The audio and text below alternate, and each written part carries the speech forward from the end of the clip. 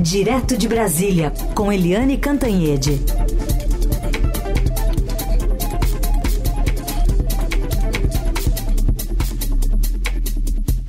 Oi, Eliane, bom dia. Bom dia, Raíssa, Carolina, ouvintes. Bom dia, Eliane, bem-vinda. Bom, líderes internacionais e a ONU entraram em campo para conter um conflito entre Israel e o Irã, após o regime de Teherã lançar no sábado uma série de ataques de uma agressividade nunca vista com drones e mísseis contra o território israelense. Ainda ontem o G7, que inclui as maiores economias do mundo, divulgou uma nota de total apoio e solidariedade a Israel, acusando o Irã de provocar uma escalada militar regional incontrolável. O Conselho de Segurança da ONU fez uma reunião de emergência a pedido de Israel para discutir o ataque e tem uma nova rodada prevista para hoje. Aqui no Brasil, a gente teve algumas manifestações, por Itamaraty, por exemplo, e a gente traz aqui também a fala do embaixador de Israel no Brasil, Daniel Zonshine, que declarou que está desapontado com a reação do governo brasileiro nesse ataque, criticando a nota do Itamaraty, num trecho que a gente traz aqui de uma entrevista concedida ao portal Poder 360. Eu procurei a palavra, uma versão da palavra condenação, condenar, e não achei lá. Não usaram, não condenaram este ataque. Acho que, posso dizer que pessoalmente fiquei desapontado que não tem nenhuma reação desta natureza, não sei porquê, mas acho que foi a expectativa de nós ouvir uma coisa mais clara contra este tipo de ataque do lado do Brasil. Lembrando, Eliane, que a nota do Itamaraty fala em máxima contenção para evitar um agravamento no conflito e afirma que o governo acompanha a questão com grave preocupação. Qual foi o cálculo do Itamaraty ao divulgar essa nota? Pois o falar em preocupação é muito pouco nessas horas, né? Preocupado, enfim, é o mínimo que todo mundo está, né? Mas o momento exigiria uma condenação. O que acontece ali nos bastidores do governo? O presidente Lula conversou no final de semana por telefone, tanto com o chanceler Mauro Vieira, que voltou da Ásia na sexta-feira, quanto com o assessor internacional para assuntos de política externa do Palácio do Planalto, que é o Celso Amorim, né, o ex-chanceler. E na avaliação brasileira, primeiro, Israel deu o primeiro passo, porque foi Israel que atacou uma embaixada do Irã em um terceiro país. Então, isso foi o clique ali para o ataque do Irã.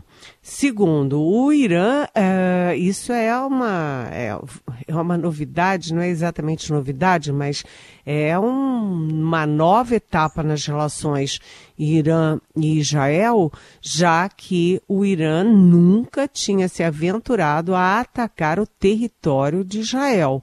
E aí a coisa complica. Só que o Irã tomou algumas providências. Por exemplo, avisou os países aliados a ele com 72 horas de antecedência de que iria atacar. É claro que o Irã sabe que, avisando a tantos países, né, que a inteligência de Israel é uma inteligência muito acurada, que isso chegaria aos ouvidos de Israel. Ou seja, o Irã, de certa forma, preveniu Israel do ataque. Terceiro, o ataque do Irã foi feito com drones, né, vários drones que são muito lentos, que demoraram muito tempo a chegar até o espaço aéreo de Israel e foram rapidamente, facilmente contidos pelo sistema de defesa de Israel, que é poderosíssimo, né? Tanto que o sistema é chamado de chumbo. E a expectativa, a previsão, né, as análises feitas até o momento, dizem que Israel conseguiu conter 99% desses drones. Não morreu ninguém, nenhuma cidade foi afetada diretamente, nenhum alvo especial foi atingido. Então, o que o Brasil avalia? Que não é hora de botar mais lenha nessa fogueira. É hora de pedir bom senso para os dois lados. E aí acha que falar em preocupação é uma resposta e é uma, vamos dizer, uma indicação para os dois lados, né? Porque o grande temor nesse momento, depois de um ataque do Irã, que, enfim, foi mais um gesto do que realmente um ataque, né? Não foi nem um ataque letal, nem um ataque tão significativo, mas teve a simbologia de ser ao território de Israel. Então, agora, o grande temor é o quê? É de que Israel vá para cima do Irã com o seu poderio militar, com o seu poderio estratégico, e aí a coisa foge do controle, porque aí não é mais Irã e Israel, passa a ser uma guerra no Oriente Médio. É claro que as potências continuam se engalfinhando, mas eu fico aqui com a frase do secretário-geral da ONU, que é o Antônio Guterres, de Portugal, grande amigo do Brasil, né? Segundo Guterres, nessa reunião da ONU, o Oriente Médio está na beira do abismo. Muito bem, vamos continuar acompanhando desdobramentos, atualização aqui você encontra também na Rádio Dourado e no portal do Estadão. Só registrar que houve uma menina, né, com ferimentos graves, uma menina de 7 anos, uma menina beduína, nômade, né, que foi ferida na cidade de Arad, ali durante a interceptação de um desses artefatos. Eliane, vamos falar da agenda do Itamaraty para a semana, uma agenda voltada aqui para a política da América do Sul, por exemplo, com a ida do presidente Lula à Colômbia, mas tem a presença da chanceler da Argentina aqui no Brasil, depois de o presidente argentino ter se encontrado com Elon Musk lá nos Estados Unidos, Javier Milei, que ofereceu ajuda para combater o STF. Como é que fica isso tudo? Pois é aquela história, né? O chanceler, né, o Mauro Vieira, estava na Ásia, no Sudeste Asiático, voltou na sexta-feira com a expectativa de concentrar as energias nesses vários focos de incêndio aqui na América do Sul, no Caribe, etc. E a gente repete sempre, a crise na Argentina, a crise na Venezuela, a crise do Equador com o México, a Venezuela ameaçando anexar território da Guiana e o Haiti também, né? Porque o Haiti está, sabe, no fundo do poço. Mas a guerra, é claro que a guerra aí, os ataques entre Irã e Israel puxam também a política externa muito para esse lado. Mas fiquemos na agenda. E a agenda pega inclusive o Lula, porque o presidente Lula viaja amanhã para a Colômbia e ele vai se encontrar em Bogotá na quarta-feira com, enfim, o presidente colombiano, Gustavo Petro, com a cúpula do país, discutir vários temas de interesse bilateral, ou seja, interesse do Brasil e da Colômbia, como o de sempre, né? Comércio, investimentos, desenvolvimento sustentável e cooperação da Amazônica, além de programas sociais, direitos humanos e agricultura familiar. Uma agenda extensa entre Brasil e Colômbia.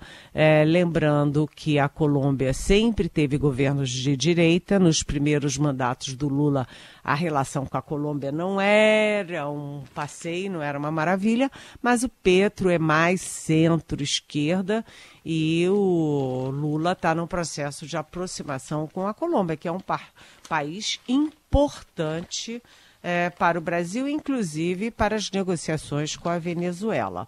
Bem, a questão aí vem agora a Argentina. Como o Heisen disse, né, o Javier Milei, que cá para nós é uma figura muito polêmica, muito estranha, foi aos Estados Unidos, se encontrou com o Elon Musk do X, ex-Twitter, e manifestou total apoio ao Musk nos ataques que ele faz ao ministro Alexandre de Moraes, portanto ao Supremo Tribunal Federal e, portanto, ao Brasil. Ou seja, o Milei continua no seu estilo provocador, né, e criador de crises. E é nesse contexto que chega ao Brasil a Diana Mondino, que é a chanceler da Argentina, que é uma economista e que está mais preocupada com a economia do que com essas maluquices do Milei. Aliás, a decisão no Brasil, tanto no Palácio do Planalto quanto na Argentina, é exatamente fingir que não viu o Milei apoiando o Musk e se concentrar nas questões de interesse bilateral também.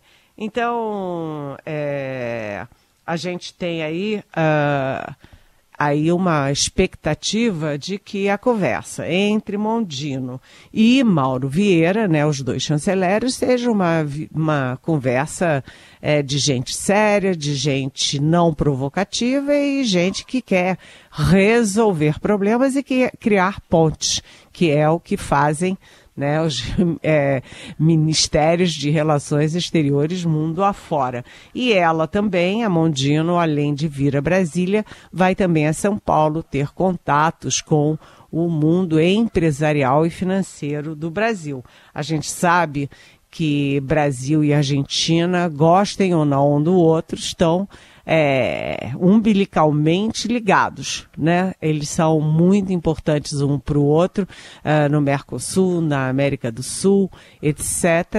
E a Argentina é considerada sempre nosso parceiro histórico mais importante, mais tradicional. E aí é aquela história, né? A gente nunca sabe quando é que vem um Milei para cá ou um Bolsonaro para lá, enfim. O fato é que vamos ver se vai prevalecer o pragmatismo da Mondino ou a maluquice do Milei. E no panorama também análise de vetos do presidente Lula, né, Eliane? É aquela história, né? A gente está num momento de grande tensão internacional e também de grande tensão aqui dentro do Brasil entre os poderes. E aí você tem dois focos de interesse do governo no Congresso. Primeiro, que está tudo pronto para o Congresso derrubar o veto do presidente Lula, aquele artigo da lei das saidinhas dos presos, né, que impede preso que já está em prisão semiaberta, ou seja, ele já pode sair da prisão, né, de visitar seus parentes, visitar as suas famílias, né, filho, mulher e tal. Então, na minha opinião, foi um veto mais do que justo, mas a Câmara não está querendo saber se é justo ou não é. Quer cutucar o presidente Lula, porque a Câmara está muito excitada ali com a grande presença de bancadas conservadoras e também com a grande tensão ali por causa da sucessão na presidência da Câmara. Arthur Lira está ali indo para o seu ocaso e está esperneando. Mas você tem também a questão da regulamentação da reforma tributária. O ministro da Fazenda, o Fernando Haddad, que viajou para os Estados Unidos para a reunião de ministros da Fazenda do G20, ele viajou, mas deixou prontos aqui 2 projetos de regulamentação da reforma tributária. Um é sobre a contribuição de bens e serviços, que vai ser o imposto federal, e o outro sobre o fundo a gestão do fundo do imposto aí dos estados e municípios. São 2 projetos de lei que vão ser entregues aí com toda a pompa ao Congresso, mas cá para nós, né? Primeiro, o Haddad demorou muito. A gente já está em meados de abril, né? Vem aí maio, junho, depois vem o recesso. Então, o Haddad demorou muito, o governo demorou muito. Segundo, está entregando essa regulamentação exatamente no momento de guerra aberta entre o Arthur Lira e o articulador político do governo, que é o Alexandre Padilha. O Arthur Lira tem dado demonstrações de que não vai atrapalhar a regulamentação da reforma tributária, assim como não atrapalhou. Aliás, ajudou bastante na aprovação da própria reforma.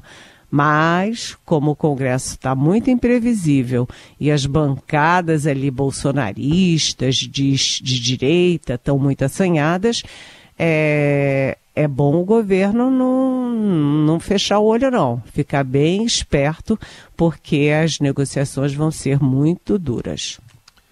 Bom, outro assunto que também pressiona o governo, Eliane, uma greve de professores das universidades e institutos federais sendo iniciada hoje, já a informação de adesão na Universidade de Brasília, em outras universidades também. Como é que isso pode impactar o governo? Eles estão pedindo reajuste de 22% em 3 parcelas. Pois bem, esse foi o tema da minha coluna de ontem no Estadão, né? Porque os professores, primeiro, são uma categoria essencial no Brasil. Segundo, todo mundo sabe que eles ganham muito pouco. Qualquer reivindicação de professor dessa área de educação é sempre uma reivindicação que deve ser acolhida com atenção. O fato é que, como há muitos professores, né, muita gente, qualquer aumento nessa área impacta muito os cofres, impacta muito ali o tesouro e, portanto, o déficit fiscal. Né? Em 2023 havia ali um cálculo de 1.200.000 servidores e professores da área de educação, da ativa, aposentados e pensionistas. Isso chega a bilhões de reais por ano só de salários, pensões e aposentadorias. Então é uma questão que é política, porque os professores são uma categoria tradicionalmente alinhada ao PT e ao Lula, é uma questão econômica e é uma questão também orçamentária. O Haddad já disse que, olha, o orçamento está fechado para esse ano, não tem como dar ajuste esse ano. Qualquer reajuste, qualquer aumento será no ano que vem. Mas a previsão é de que o governo ceda em alguma coisa, negocie bem, porque professores têm simbologia, têm força política, tem muita gente e tem essa aliança com o PT.